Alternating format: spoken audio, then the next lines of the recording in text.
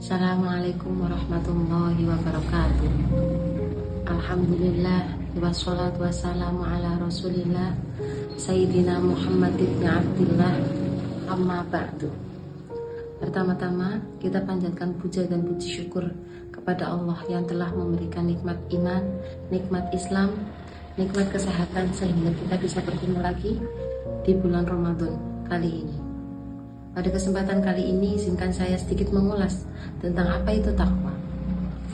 Teman-teman, umumnya kita sudah tidak asing lagi dengan takwa. Takwa itu sikap takut kita terhadap Allah dalam keadaan sepi maupun ramai.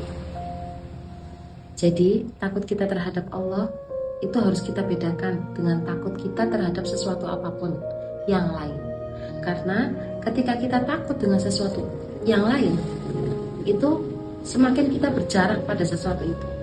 Tapi semakin kita takut terhadap Allah, semakin kita dekat dengan Allah. Dan teman-teman, sebenarnya takwa itu diibaratkan sebagai jalan. Barang siapa yang bisa berjalan pada jalan itu, maka ia akan mendapatkan hidayah. Lalu takwa itu diibaratkan sebagai tali. Barang siapa yang bisa berpegangan pada tali itu, maka ia akan selamat. Lalu apa sih teman-teman upaya yang kita bisa lakukan agar takwa itu tumbuh dalam diri kita? Yang pertama, menyadari bahwa kita itu makhluk yang kecil dan hanya Allah lah yang maha besar. Bayangkan teman-teman, di sebesarnya bumi ini, apakah kita terlihat? Kalaupun bisa di zoom, apakah cukup dengan satu kali zoom lalu kita terlihat? Pasti kan butuh beberapa kali zoom agar kita terlihat. Itu bukti bahwa kita itu makhluk yang kecil, makhluk yang kecil di mata Allah. Dari butiran debu pun kita lebih kecil. Rasulullah Shallallahu Alaihi Wasallam pernah bersabda bahwa orang dikatakan takwa itu orang yang bisa meninggalkan hal-hal yang tidak berguna atau hal-hal yang tidak bermanfaat. Lalu upaya apa lagi yang bisa kita lakukan agar takwa itu tumbuh dalam diri kita?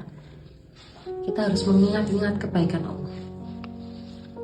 Orang yang ketika mengingat kebaikan itu muhal untuk mengingkari kebaikan itu.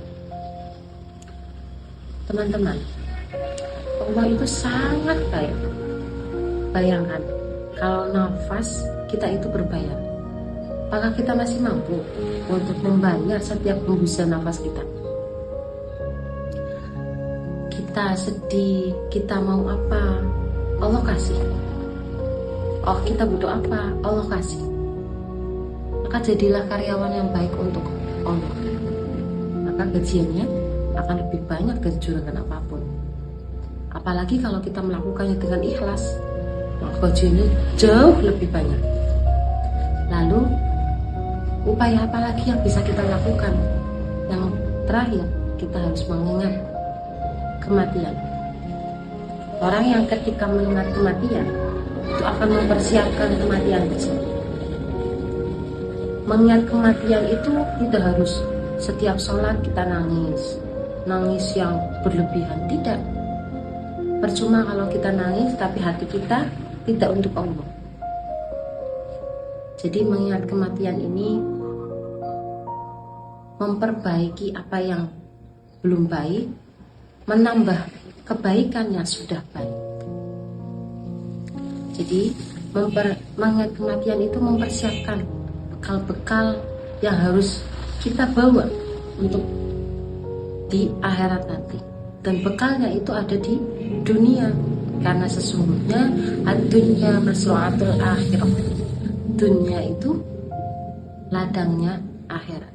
Dulu ada sahabat yang pernah bertanya kepada Nabi, siapakah orang yang mulia? Siapakah orang yang paling mulia di dunia ini? Lalu Nabi menjawab, orang yang mulia adalah orang yang lebih banyak mengingat kematian dan lebih banyak mempersiapkan bekal untuk kematiannya. Semoga dari sedikit ulasan ini kita diizinkan Allah untuk bisa mengamalkan sikap takwa ini, bisa mengupayakan menjadi hamba yang baik untuk Allah.